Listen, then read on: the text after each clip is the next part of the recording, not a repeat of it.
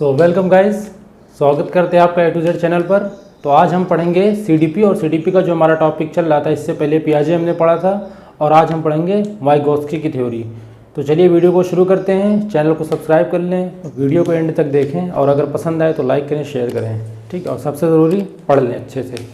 तो चलो, इससे भी हमारा लगभग आपका 1 से 2 क्वेश्चन आता है। नहीं, जितनी भी थ्योरीज इस सीरीज़ में चलेंगी वो आपकी थ्योरीज के हिसाब से तो आप 1-2 क्वेश्चन देखोगे एग्जाम में, मगर उसके बेस पे आपका पूरा सीडीपी डिपेंड होता है, ठीक है। क्योंकि यहाँ से आपको समझिए रियल साइकोलॉजी यहाँ से शुरू होती है। तो अब आज हम स्टार्ट करते हैं वाइगोत्स्की की थ्योरी। अब सबसे पहले थोड़ा सा बैकग्राउंड जानते हैं कि वाइगोत्स्की भाई साहब थे कौन, इनके बारे में थोड़ा जान लें। ये एक रशियन साइकोलॉजिस्ट थे।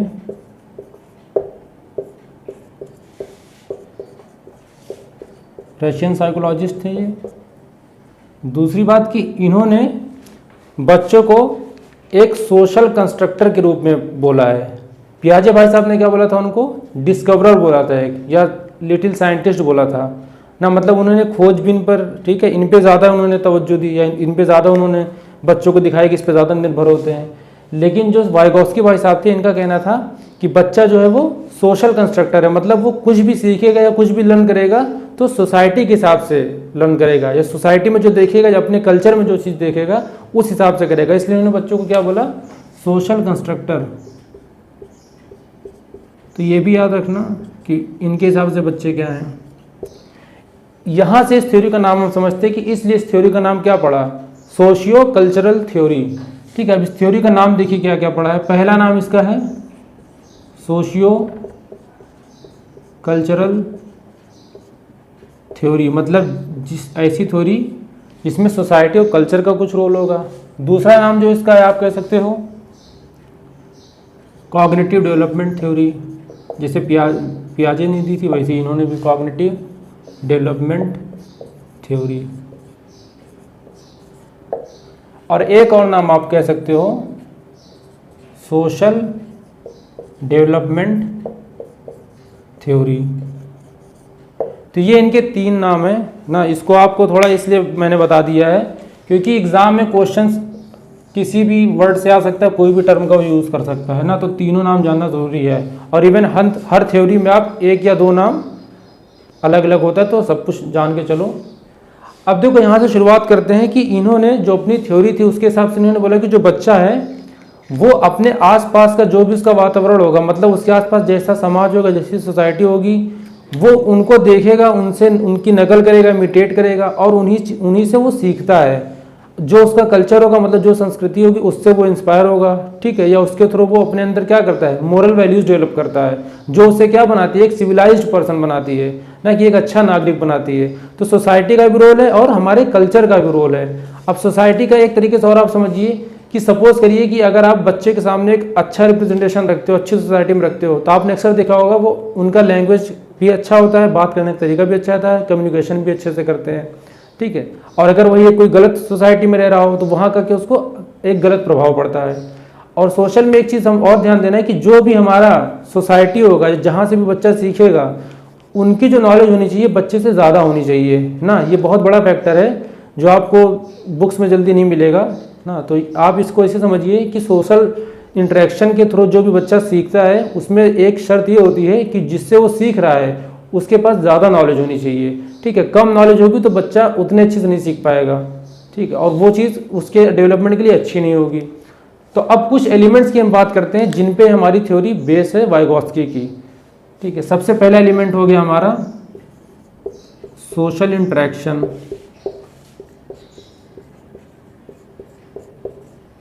सोशल इंटरेक्शन, जैसे मैंने आपको बताया, सोसाइटी से जो भी वो इंटरेक्ट कर सकेगा, जो भी कम्युनिकेट कर सकेगा, जो वो देख सकेगा, उनसे क्या करेगा, वो लर्न करेगा, ठीक है। लर्न करेगा या इमिटेट करेगा, इसके थ्रू वो क्या करता है, लर्न करता है, इमिटेट भी कह सकते हो आप, ठीक है। दूसरा जो हमारा फैक्टर है वो होगा लैंग्वेज। अब देखते हैं लैंग्वेज का यहाँ पे क्या रोल है। देखो, पहले पियाजे के हिसाब से कंपेयर कर लेते, क्योंकि उनको पियाजे से कंपेयर करके पढ़ना पड़ेगा, तभी आप एग्जाम में क्वेश्चंस कर पाओगे। पियाजे के हिसाब से क्या होता है, उन्होंने ज़्यादा महत्व थॉट्स को दिया है कि जो हमारी थिंकिंग होती है, जो थॉट्स होते हैं वो हमारे में पहले आते हैं, मतलब बच्चे में, उसके बाद फिर वो उनको बताने के लिए लैंग्वेज का फिर यूज़ कर सकता है वो, ठीक है। मतलब पहले वो सोचेगा फिर लैंग्वेज, मतलब क्या था, थॉट प्रीसीड्स लैंग्वेज, ठीक है। लेकिन इनका क्या कहना था, वाइगोत्स्की का, इनका कहना था कि जब तक बच्चे की एज आप मान लीजिए अगर 0 से 2.5 या 3 तक भी अगर होती है, तब तक जो हमारा लैंग्वेज होता है और जो थॉट होता है ये इंडिपेंडेंट होंगे, ठीक है। मतलब इनका कोई कनेक्शन नहीं होगा, अभी इंडिपेंडेंट होंगे। लेकिन जैसे ही बच्चा 2.5 या 2 ईयर्स या 3 ईयर्स भी कहीं के जाता है, अगर उसने क्रॉस कर दिया तो ये दोनों क्या हो जाते हैं, ये दोनों इंटरलिंक हो जाएंगे, ठीक है, आफ्टर 3 ईयर्स। अब इंटरलिंक का मतलब यहाँ पे समझो, इनका मतलब ये है वाइगोत्स्की का कि बच्चा जो भी सोचता है वो अगर उसको कहीं ट्रांसफ़र करना है, ठीक है, या अगर उसको कोई चीज़ आपको सिखानी है तो आपको एक टूल का इस्तेमाल करना पड़ेगा। वो टूल कौन सा है, हमारा लैंग्वेज है। तो लैंग्वेज हमारा कैसे काम करता है, एज अ टूल काम करेगा ये। इस टूल के थ्रू हम बच्चों के अंदर कॉग्निटिव डेवलपमेंट कर सकते हैं। बच्चे का अगर हमें मानसिक विकास करना है तो हमें उसके हिसाब से एक अच्छी लैंग्वेज का इस्तेमाल करना पड़ेगा, जिससे कि और जो थॉट्स वो अपने दिमाग में सोच रहा हो वो उसको एक्सप्रेस कर पाए अच्छे से। हमें उसकी लैंग्वेज को भी समझना पड़ेगा, ठीक है। तो लैंग्वेज का इन्होंने अहम रोल बताया है। और उधर पियाजे ने क्या बोला था, उन्होंने डिस्कवरी पे, एक्सपीरियंस पे, इन पे ज़्यादा अहम रोल बताया है। उन्होंने वहाँ पे लैंग्वेज को उतना नहीं प्रेफरेंस दिया। उनका मतलब ये था कि लैंग्वेज और थॉट एकदम अलग चीज़ है, ठीक है। उनके हिसाब से कहीं पे भी नहीं मिलती ये चीज़ें, और इनके हिसाब से क्या था कि आफ्टर 3 ईयर्स ये दोनों चीज़ इंटरलिंक हो जाती है। तो ये इनके कुछ एलिमेंट्स हो गए। तीसरा जो हमारा एलिमेंट्स है इसको अब करते हैं हम। अब लैंग्वेज में एक चीज़ और हम देख लेते हैं, इसकी जो 3 फॉर्म्स जो वाइगोत्स्की ने दी थी, क्योंकि ये भी एग्जाम्स में पूछ लेता है, तो इसको भी लिख के चलते हैं, 3 फॉर्म्स ऑफ लैंग्वेज। एक क्वेश्चन तो यहाँ से भी आता ही आता है, ठीक है। और ये चीज़ किसी भी हिंदी, इंग्लिश, मैथ, सीडीपी किसी में भी ये चीज़ पूछ लेता है। देखो पहली जो इनकी फॉर्म थी वो आप कह सकते हो सोशल स्पीच, इन्होंने बोला उसे, ठीक है। दूसरा जो था उसे इन्होंने क्या बोला, प्राइवेट स्पीच। और जो तीसरी हमारी वो कह सकते हो आप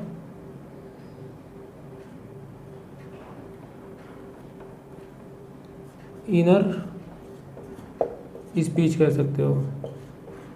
इनर स्पीच और साइलेंट स्पीच भी बोल सकते हो आप,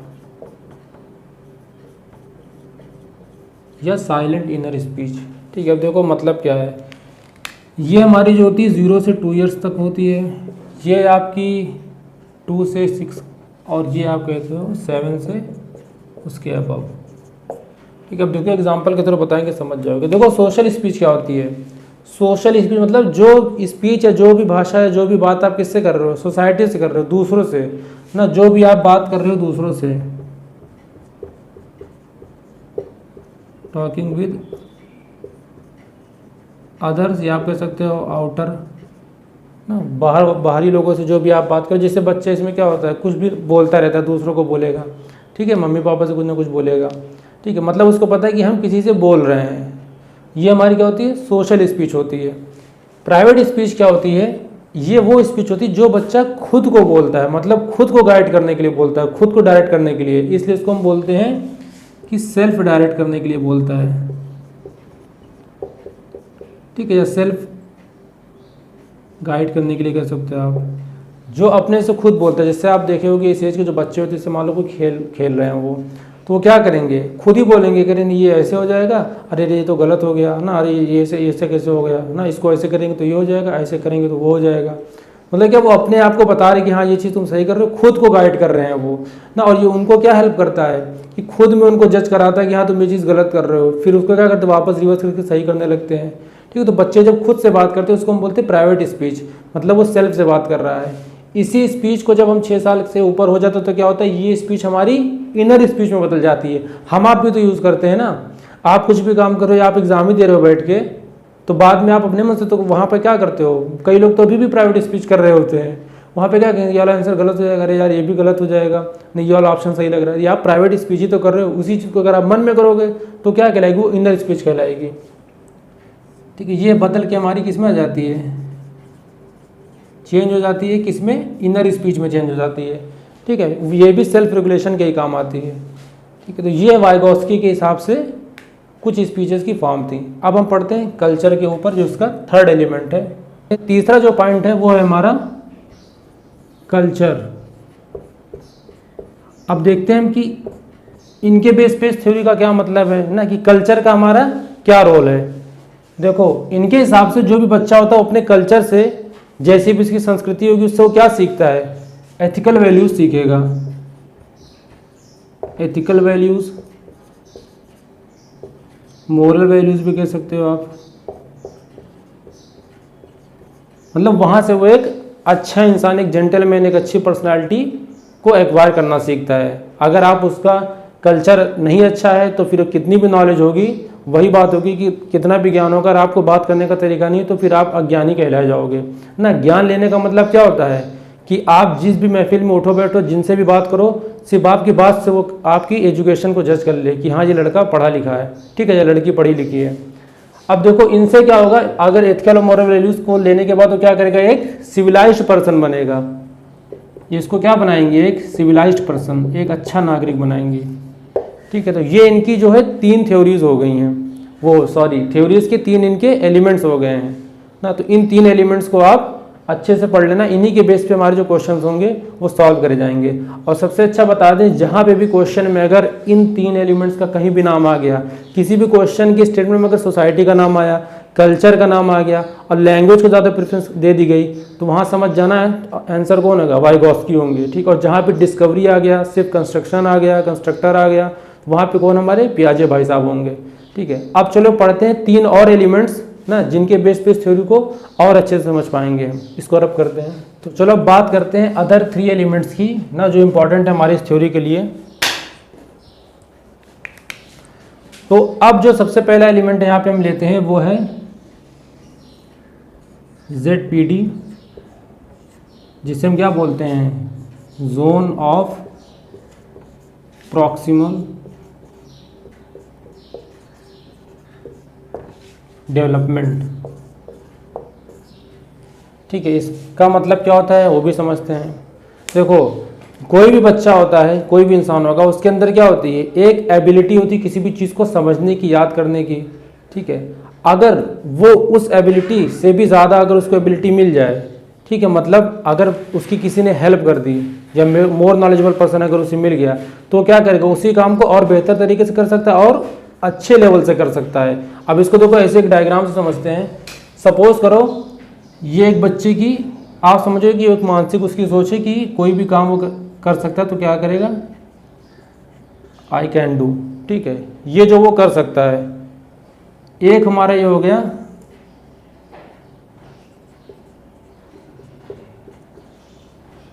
what I can do with help और गाइड। ठीक है, देखो हर इसमें दो कंडीशन है। एक, जो बच्चा इंडिपेंडेंटली कर सकता है, मतलब इंडिविजुअली, यहां पे हम कह सकते हैं वो इंडिविजुअल जो भी काम कर लेगा, इंडिविजुअली ये क्या कर सकता है, कुछ भी कर सकता है अपने दम पे। वो कितनी भी एनर्जी लगा लेगा, कितना भी उसका थॉट अच्छा बना लेगा, कितना भी कॉग्निटिव डेवलपमेंट होगा, फिर भी क्या होगा, एक लेवल तक ही वो काम कर पाएगा ना। यहाँ पे उसका क्या रहेगा, वो चीज़ फिक्स्ड रहेगी, फिक्स्ड लेवल होगा। लेकिन अब अगर उसे कोई और, मतलब एज अ टीचर कह सकते हो, कोई फैसिलिटेटर हो या पेरेंट्स भी हो ना, इवन कोई भी, जैसे हम अपने घर में देखते हैं चाचा बाबा, किसी से भी हम क्या कुछ सीखते ही तो हैं जब उनके पास बैठते हैं। ठीक है, तो उनकी मदद से अगर वो काम कर पाएगा, इससे इस लेवल से ऊपर निकल कर पाएगा, तो हम इस जोन को क्या बोलेंगे, जहां अब वो रीच कर जाएगा, इसको हम बोलेंगे कि ये हमारा जोन ऑफ प्रॉक्सिमल डेवलपमेंट है। ठीक है, ये चीज़ होती है हमारी ZPD। तो अब क्लियर हो गया होगा इतना। ठीक है, अब इसके बाद हम देखते हैं एक और एलिमेंट जो है, और इसमें एक शर्त और समझ लेना, इसमें मैं ऐड कर दूं। इसके लिए शर्त पता है क्या है, कि जिस भी बंदे से, जिस भी इंसान से आप गाइड ले रहे हो, ठीक है, या जो भी आपको इस लेवल से निकाल के इस लेवल तक पहुंचा रहा है, कंडीशन क्या है कि वो मोर नॉलेजेबल होना चाहिए।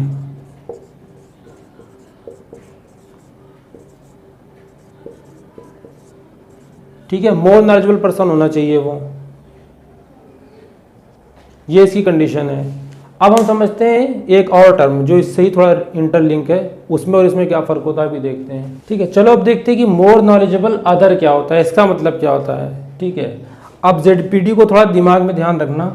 मोर नॉलेजेबल अदर क्या होता है, मतलब कि बच्चा जो भी गाइडेंस लेगा, ठीक है, सपोज करो अभी हम स्टूडेंट हो अगर, तो हम टीचर को ज्ञानी क्यों बोलते हैं, या जहाँ पे भी हमें किसी फील्ड की नॉलेज नहीं होती है और अदर पर्सन को अगर उस फील्ड की नॉलेज होती है तो हम उसको क्या बोलेंगे, यार ये ज्ञानी है। ज्ञानी आप भी हो, शर्त यह है कि आपको उस फील्ड का ज्ञान होना चाहिए।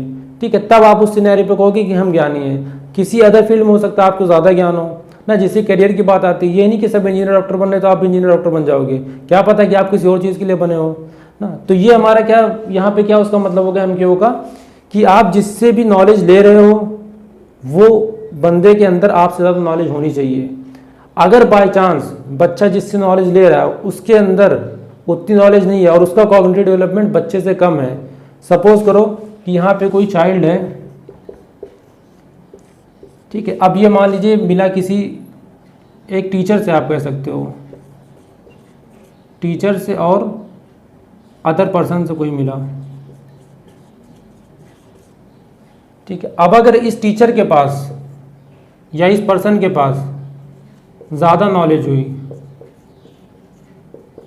मोर नोइंग पर्सन हुआ, या फिर आप कह सकते हो उसका जो कॉग्निटिव लेवल है, ठीक है, वो अगर ज़्यादा होगा बच्चे के कंपैरिजन में, इससे अगर हम कंपेयर करेंगे, इससे अगर ज़्यादा उसका होगा कॉग्निटिव लेवल, तो इस बच्चे का क्या हम कहेंगे कि इस बच्चे का हमारा डेवलपमेंट हो जाएगा। चाइल्ड क्या होगा यहाँ पर,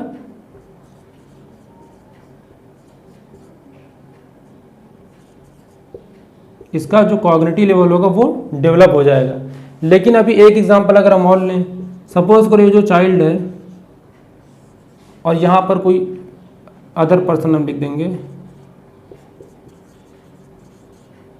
ठीक है, और उसका जो कॉग्निटिव लेवल होगा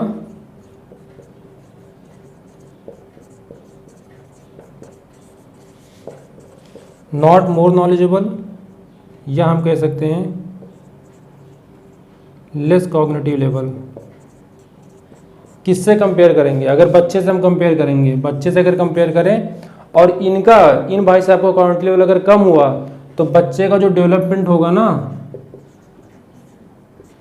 वो सही नहीं डेवलपमेंट होगा, मतलब उतना अच्छा डेवलपमेंट नहीं होगा, कहो तो बच्चा बेकार ही हो जाए। अब इसका एग्जांपल लो, मान लो कोई ये जीनियस चाइल्ड है, इसको हम ऐसे कह सकते हैं एक तरीके से, ये चाइल्ड मान लो जीनियस है। अब ये जीनियस है किसी एवरेज पर्सन से मिला, अगर सपोज करो आप इसको ऐसे क्लास में रखते हो जहाँ पे बाकी सब बच्चे एवरेज हों, ठीक है, और उतनी ही एक्टिविटी इससे भी करवाते हो, तो आपको क्या लगता है बच्चा ग्रोथ कर पाएगा? बिल्कुल नहीं कर पाएगा, क्योंकि जो उससे ज़्यादा एक्टिव है उससे ज़्यादा इसके अंदर पावर है चीज़ों को क्रिएट करने की, उनको सीखने की। तो इसको उस लेवल का सिनेरियो अगर इसके सामने आप रखोगे, उस लेवल के क्वेश्चंस आप दोगे, उस लेवल की एजुकेशन शिक्षा दोगे आप, तब इसका कॉग्निटिव लेवल डेवलप हो पाएगा। ठीक है, तो मोर नॉलेजेबल अदर मतलब ये होता है कि सामने वाले के पास नॉलेज ज़्यादा होनी चाहिए तब। ठीक है, अब तीसरा एलिमेंट पढ़ते हैं हम जिसका नाम है इसके फोल्डिंग। ठीक है, वो तो ऑप्शन में अगर दिखे, हम तो कह रहे क्वेश्चन पूरा भी नहीं पढ़ोगे, टिक भी लगा दोगे तो भी सही होगा। 99% उसका ऑप्शन अगर इसके फोल्डिंग आ जाता तो वही होता है। लेकिन अब ऐसा भी मत कर देना यार, बाद में फिर आके बोलोगे हमको कमेंट करोगे, अच्छे से समझ लेना। अब ये देखते हैं कि इसके फोल्डिंग क्या है। ठीक है, इसको हिंदी में अगर आप देखें तो इसको हम ढांचा बोलते हैं, कि ढांचा भी कह सकते हो, एक सीढ़ी भी कह सकते हो, मतलब इसके फोल्डिंग एक कह सकती है कि हमारे बच्चे के लिए क्या है, सीढ़ी का काम करती है। ठीक है, अब इससे थोड़ा सेंस लगा लो, इसके फोल्डिंग मतलब होता क्या है। इसका मतलब होता है कि बच्चे को आप अगर किसी भी तरीके की गाइड दे रहे हो, गाइड या हिंट हम यहाँ पे लिख देते हैं, ये एक समझिए आप टर्म हो जाएगा इसके लिए जो आपके एग्जाम में हेल्प करेगा। अगर हिंट वर्ड आ जाए, ठीक है, गाइड अगर आ जाए, इस टाइप के अगर वर्ड आएंगे तो मतलब क्या हो रहा है, जहाँ पे आप पूरी मदद नहीं कर रहे हो, इसके फोल्डिंग मतलब ये होता है कि आप उसको पूरा नहीं बता रहे हो कि कैसे करना है, बस आप हिंट दे रहे हो कि अगर ये अप्रोच तुमने करी, ये अप्रोच लगाई, इस रास्ते के थ्रू अगर तुम चले तो तुम ये चीज़ पालोगे ना, या ये क्वेश्चन तुम सॉल्व कर ले जाओगे। तो क्या हुआ, इसके फोल्डिंग हो गई ना। जैसे आपने अगर उसको कोई पजल दिया और आपने उसको ये हिंट दे दिया कि पहले इस पजल को उठाओ ना, इस वाले सैंपल को उठा के अगर तुम यूज़ करोगे तो यहाँ से तुम्हारा पजल पूरा बन जाएगा। तो क्या हुआ, इसके फोल्डिंग हो गई। इसमें क्या होता है कि वो जो भी अदर पर्सन होगा उससे जो ज़्यादा नॉलेज रखता होगा वो उसको गाइड करेगा या हिंट देगा। तो इस प्रोसेस को हम क्या बोलेंगे, स्कैफोल्डिंग। जो बच्चे के लिए क्या है कि स्कैफोल्डिंग का काम करेगी, मतलब उसके लिए एक सीढ़ी का काम करेगी ताकि वो अपनी चीज़ों को अचीव कर सके, जिसको जो भी उसका गोल है। ठीक है, तो ये 3 टर्म है हमारे। ठीक है, क्वेश्चंस यही तीनों से बनेंगे। जोन ऑफ प्रॉक्सिमल डेवलपमेंट भी पूछ सकता है, इसके फोल्डिंग से पूछ लेगा, और थोड़ा बहुत अगर उसको पूछना होगा तो वही सोसाइटी, सोशल इंटरेक्शन और लैंग्वेज अपना। तो बस हमें कुछ कुछ चीज़ें जो मेन यहाँ ध्यान देनी वो हम लिख देते हैं। आप समझ लो कि ये सारे कीवर्ड्स आपको एक तरीके से याद रखने हैं। सोसाइटी का नाम आया, सोशल इंटरेक्शन का नाम आया, पढ़ने के बाद ये चीज़ करना तब, ये नहीं बस इतना ही रट के चले गए। कल्चरल या कल्चर का आया, लैंग्वेज का कोई बात आ गई, ठीक है, जिसमें बच्चे की थिंकिंग या मतलब लैंग्वेज का अगर थॉट्स रिलेशन आ गया या थिंक से तो हो गया। हिंट आ गई, कोई किसी तरीके का हिंट का वर्ड आ गया, गाइड आ गया, ठीक है, हेल्प वर्ड आ गया। अगर इन सब टाइप्स के वर्ड्स आए या टर्म्स आए तो समझ जाना उसका आंसर जो हमारा वाइगोत्स्की के रिस्पेक्ट में जाएगा। ठीक है, और या तो सोशियो कल्चर डेवलपमेंट थ्योरी के रिस्पेक्ट में जाएगा। तो उम्मीद करते हैं आपको लेक्चर समझ में आ गया होगा, और अगर समझ में आ गया है तो हमारी इस वीडियो को लाइक करो, और थोड़ा बहुत फिर भी डाउट हो तो एक बार रिवर्स जाके फिर से देख लेना ना, क्योंकि थ्योरी है तो थोड़ा कॉम्प्लिकेटेड हो ही जाती है अगर आप सही से समझना। ऊपर से ऐसी थ्योरीज जिनका कंपैरिजन आप किसी थ्योरी से कर रहे हो तो और दिक्कत होती है, लेकिन इतना भी टफ नहीं है, पढ़ लेना, समझ में आ जाएगा। और कोई भी दिक्कत हो कमेंट कर देना, फिर से आ जाएंगे आपके लिए। ओके, ठीक है, फिर मिलते हैं नेक्स्ट वीडियो में। इसके बाद हम इसके कुछ क्वेश्चंस कराएंगे प्रीवियस ईयर्स में जो आए हुए हैं। ठीक है, आप लोग क्वेश्चन करिएगा, समझ में आ जाएगा फिर यहाँ से पढ़ने में क्या क्या फ़ायदा हुआ। चलो मिलते हैं फिर नेक्स्ट वीडियो में, तब तक के लिए बाय बाय, और चैनल को सब्सक्राइब कर देना।